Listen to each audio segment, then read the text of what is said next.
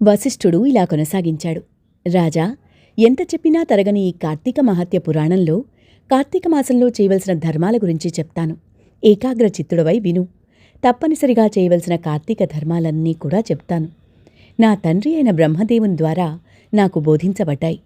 ఈ కార్తీక మాసంలో కన్యాదాన, ప్రాతఃస్నానాలు, యోగ్యుడైన బ్రాహ్మణ బాలకునకు ఉపనయనం చేయించడం, విద్యాదాన, వస్త్రదాన, అన్నదానములు ఇవి చాలా ప్రధానమైనవి. బ్రాహ్మణ కుమారునికి కార్తీక మాసంలో ఒడుగు చేయించి దక్షిణను సమర్పించడం వలన పూర్వజన్మ పాపాలు కూడా తొలగిపోతాయి. ఆ విధంగా తమ ధనంతో ఉపనయనం చేయించబడిన వటువు చేసే గాయత్రీ జపం వల్ల దాత పంచమహాపాతకాలు నశించిపోతాయి. 100 రావి చెట్లు నాటించినా, 100 తోటల్ని వేయించినా, 100 నూతులను, దిగుడు బావులను నిర్మించినా, 10,000 చెరువులను తవ్వించినా వచ్చే పుణ్యం ఎంతైతే ఉంటుందో అది పేద బ్రాహ్మణ బాలునికి ఉపనయనం చేయించడం వలన కలిగే పుణ్యంలో 16వ వంతుకు కూడా సమానం కాదు.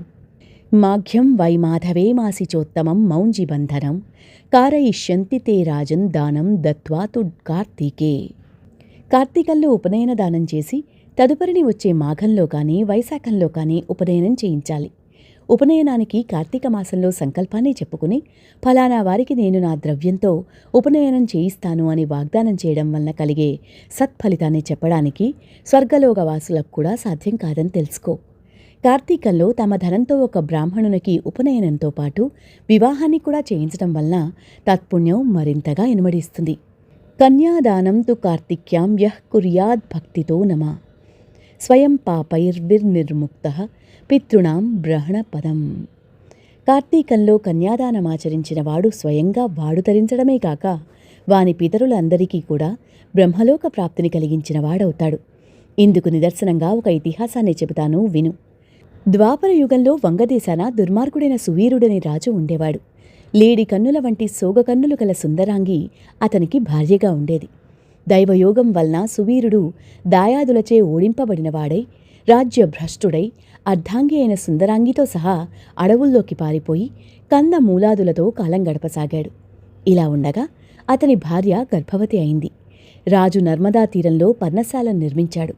ఆ పర్ణశాలల్నే అతని రాణి ఒక చక్కటి కుమార్తెను ప్రసవించింది.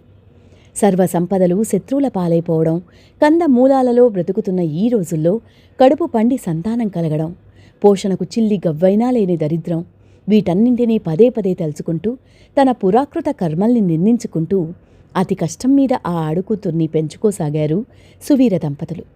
కాలగమనంలో సువీరుని కూతురు చక్కగా ఎదిగి నిజరూప లావణ్య సౌందర్యాదులతో చూసేవారికి నేత్రానందకారిణిగా పరిణమించింది.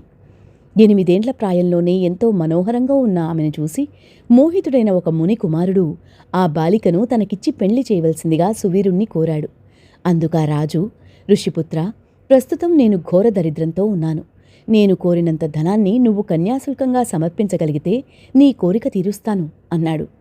ఆ పిల్లమీది మక్కువ మానుకోలేని మునిబాలకుడు, రాజా, నేను కేవలం మునికుమారునినైన కారణంగా నీవు అడిగినంత ధనాన్ని తక్షణమే ఇవ్వలేను. తపస్సు చేత తద్వారా ధనాన్ని సంపాదించి తెచ్చి ఇస్తాను. అంతవరకు ఈ బాలికను నా నిమిత్తమై భద్రపరిచి ఉంచు అని చెప్పాడు. అందుకు సువీరుడు అంగీకరించడంతో ఆ నర్మదా నదీ తీరంలోనే తపోనిష్ఠుడై తత్ఫలితంగా అనూహ్య ధనరాశిని సాధించి దాన్ని తెచ్చి సువీరునికిచ్చాడు. ఆ సొమ్మునకు సంతృప్తి చెందిన రాజు తమ ఇంటి ఆచారం ప్రకారంగా తన కూతుర్ని ముని యువకునికి ఇచ్చి ఆ అరణ్యంలోనే కళ్యాణాన్ని జరిపించేశాడు. ఆ బాలిక భర్తతో కలిసి వెళ్ళిపోయింది. తత్కన్యా విక్రయ ద్రవ్యంతో రాజు తన భార్యతో సుఖంగా ఉండసాగాడు. తత్ఫలితంగా సువీరుని భార్య గర్భిణి అయి మరోసారి ఆడపిల్లను కన్నది. పెద్దపిల్లను అమ్మి ధనాన్ని రాబట్టినట్టే ఈ పిల్ల ద్వారా కూడా మరింత ద్రవ్యాన్ని సంపాదించవచ్చునని సంతోషించాడు రాజు. బిడ్డ ఎదుగుతూ ఉండగా ఒకానొక యతీశ్వరుడు నర్మదా స్నానానికై వచ్చి అక్కడి పర్ణశాలలో ఉన్న సువీరుణ్ణి, అతని భార్యను, కుమార్తెను చూసి, ఓయి, నేను కౌండిన్య గోత్రజుడైన యతిని. ఈ అరణ్య ప్రాంతంలో సంసారయుతంగా ఉన్న నువ్వెవరివి అని అడిగాడు. యతీంద్రుడి ప్రశ్నలకు జవాబుగా, అయ్యా, నేను వంగాసాధీసుడైన సువీరుణ్ణి. దాయాదుల వలన రాజ్యభ్రష్టుడినై ఇలా అడవిలో జీవిస్తున్నాను. దరిద్రం కన్నా ఏడిపించేది కొడుకు లేకపోవడం, అంతకంటే ఏడవలసింది రాజ్యం, భార్య వియోగం. ఇంతకన్నా బయటకు ఏడవలేని అంతఃశల్యం లాంటి దుఃఖం ఇంకేమీ ఉండదు. ప్రస్తుతం నేను ఆ విధమైన 3 రకాల విచారాల వలన అమిత దుఃఖితుడినై ఈ విధంగా కందమూల భక్షణములతో ఈ అరణ్యమే శరణ్యంగా బతుకుతున్నాను. ఈ అరణ్యంలోనే తొలిచూలుగా నాకొక కూతురు పుట్టింది. ఆమెనొక మునికుమారునికి విక్రయించి ఆ ధనంతో ప్రస్తుతానికి సుఖంగానే బతుకుతున్నాను. ఇది నా 2వ కూతురు. ఈమె నా భార్య అన్నాడు. సువీరుడిచ్చిన సమాధానానికి ఆశ్చర్యపోతూనే ఆ యతీంద్రుడు, ఓ రాజా, ఎంత పని చేశావు! మూర్ఖుడవై అగణితమైన పాపాన్ని పోగుచేసి పెట్టుకున్నావు. కన్యాద్రవ్యేణ యోజీవే దశపత్రం సగచ్చతి దేవాన్ ఋషీన్ పితॄన్ క్యాపి కన్యా ద్రవ్యేణ తర్పయేత్ శాపం దాస్యంతి తే సర్వే జన్మ జన్మన్యపుత్రతాం. ఆడపిల్లని అమ్ముకుని అలా వచ్చిన డబ్బుతో జీవించేవారు మరణాంతాన అసిపత్రం అనే నరకం పాలవుతారు. ఆ సొమ్ముతో దేవ ఋషి పితృగణాలకు చేసిన అర్చన తర్పణాదుల వలన ఆ దేవఋషి పిత్రాదులందరూ కూడా నరకాన్ని చవిచూస్తారు. అంతేకాదు, కర్తకు జన్మజన్మలకు కూడా పుత్ర సంతానం కలగకూడదని శపిస్తారు. ఇక అలా ఆడపిల్లల్ని అమ్ముకుని జీవించడమే వృత్తిగా పెట్టుకున్న వాళ్ళు ఖచ్చితంగా రౌరవ నరకంలో పడతారు రాజా. సర్వేషామేవ పాపానం ప్రాయశ్చిత్తం విదుర్బుధాః కన్యా విక్రయశీలస్య ప్రాయశ్చిత్తం న చోదితం. అన్ని రకాల పాపాలకు ఏవో కొన్ని ప్రాయశ్చిత్తాలున్నాయి కానీ ఈ కన్యాశుల్కం అనబడే ఆడపిల్లని అమ్ముకునే మహాపాపానికి మాత్రం ఏ శాస్త్రంలోనూ కూడా ఎటువంటి ప్రాయశ్చిత్తమూ లేదు. కాబట్టి సువీరా, ఈ కార్తీక మాసంలో శుక్లపక్షంలో నీ 2వ కుమార్తెకు కన్యాదానపూర్వకంగా కళ్యాణం జరిపించు. కార్తీక మాసంలో విద్యా తేజశీలయుక్తుడైన వరునికి కన్యాదానాన్ని చేసినవాడు గంగాది సమస్త తీర్థాల్లోనూ స్నానదానాదులు చేయడం వల్ల కలిగే పుణ్యాన్ని, యథోక్త దక్షిణాయుతంగా అశ్వమేధాది యాగాలను చేసిన వాళ్లు పొందే సత్ఫలితాన్ని పొందుతాడు అని హితబోధ చేశాడు. కానీ నీచబుద్ధితో కూడుకొనిన ఆ సువీరుడు పెద్దపిల్ల విషయంలో కంటే అధికంగా ధనమిచ్చేవానికే నా చిన్నపిల్లని కూడా ఇచ్చి పెండి చేసి నేను కోరుకునే సుఖభోగాలన్నీ అనుభవిస్తాను, నీ దారిన నువ్వెళ్ళు అని కసిరి కొట్టాడు. అంతటితో ఆ తాపసి తన దారిన తాను వెళ్ళిపోయాడు. ఈ సువీరుని పూర్వీకులలో శృతకీర్తి అనే రాజుగడున్నాడు. సమస్త సద్ధర్మ ప్రవర్త, శతాధిక యాగకర్త అయిన ఆ శృతకీర్తి తన పుణ్యకార్యాల వలన స్వర్గంలోని ఇంద్రాదుల చేత గౌరవింపబడుతూ సమస్త సుఖాలను అనుభవిస్తున్నాడు.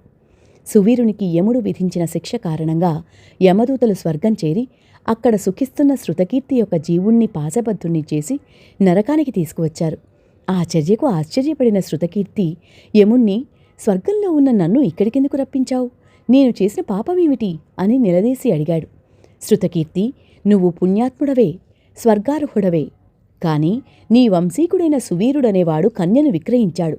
అతగాడు చేసిన మహాపాపం వలన అతని వంశీకులైన మీరంతా నరకానికి రావలసి వచ్చింది. అయినా వ్యక్తిగతంగా చేసిన సువీరుని 2వ కుమార్తె నర్మదా నదీ తీరాన గల పర్ణశాలలో తన తల్లితో జీవిస్తూ ఉంది. ఆ బిడ్డకి ఇంకా వివాహం కాలేదు. కాబట్టి నువ్వు నా అనుగ్రహం వలన దేహివై అక్కడికి వెళ్ళి అక్కడ యోగ్యుడైన వరునికి ఇచ్చి కన్యాదాన విధానంగా పెళ్లిని జరిపించు శృతకీర్తి. ఎవడైతే కార్తీక మాసంలో సర్వాలంకార భూషిత అయిన కన్యను యోగ్యుడైన వరునికి దానం చేస్తాడో వాడు లోకాధిపతితో తుల్యుడవుతాడు. అలా కన్యాదానం చేయాలనే సంకల్పం ఉండి కూడా సంతానం లేనివాడు బ్రాహ్మణ కన్యాదానానికి గాను కన్యాదానం అందుకోబోతున్న బ్రాహ్మణునికి కానీ ధన సహాయాన్ని చేసినట్లయితే ఆ ధనదాత కన్యాదాత పొందే ఫలాన్నే పొందుతాడు. అంతేకాదు, స్వలాభాపేక్ష రహితులై 2 పాడి ఆవులను చెల్లించి కన్యను కొని ఆ కన్యను చక్కటి వరుణకిచ్చి పెండ్లి చేసేవారు కూడా కన్యాదాన ఫలాన్ని పొందుతారు. కాబట్టి ఓ శృతకీర్తి, సువీరుని 2వ కుమార్తెను ఎవరైనా సద్బ్రాహ్మణునకు కన్యామూలంగా దానం చేసినట్లయితే నువ్వు నీ పూర్వీకులు ఈ సువీరాదులు కూడా నరకం నుండి విముక్తి పొందుతారు అని చెప్పాడు యముడు. ధర్ముని అనుగ్రహం వలన దేహధారి అయిన శృతకీర్తి వెనువెంటనే భూలోకంలోని నర్మదానదీ తీరానికి చేరి అక్కడి పర్ణశాలలో ఉన్న సువీరుని భార్యకు హితవులు గరపి వారి 2వ సంతానమైన ఆడపిల్లను సువర్ణాభరణ భూషితను చేసి శివప్రీతిగా శివార్పణమస్తు అనుకుంటూ ఒకానొక బ్రాహ్మణునికి కన్యాదానంగా అర్పించాడు. ఆ పుణ్యమహిమ వలన సువీరుడు నరకపీడా విముక్తుడై స్వర్గాన్ని చేరి సుఖించసాగాడు. శృతకీర్తి 10 మంది బ్రహ్మచారులకు కన్యామూల్యమును ధారపోయడం వలన వారి వారి పితృపితా మహాది వర్గాల వారంతా కూడా విగత పాపులై శృతకీర్తితో స్వర్గాన్ని పొందారు. కాబట్టి ఓ జనక మహారాజా, కన్యామూల్యాన్ని చెల్లించలేని వారు వివాహార్థం మాట సహాయాన్ని చేసినప్పటికీ కూడా అమితమైన పుణ్యాన్ని పొందుతారు. జనక మహారాజా, కార్తీక పురాణం శ్రద్ధాభక్తులతో చదివినా వినినా కూడా వాళ్ళు సమస్త పాపాలకు ప్రాయశ్చిత్తం చేసుకోవడం ద్వారా కలిగే ఫలితాన్ని పొందుతారు. ఏవం శ్రీ స్కాంద పురాణ అంతర్గత కార్తీక మహాత్మ్యే 13, 14 అధ్యాయములు సప్తమ దినం పారాయణం సమాప్తం.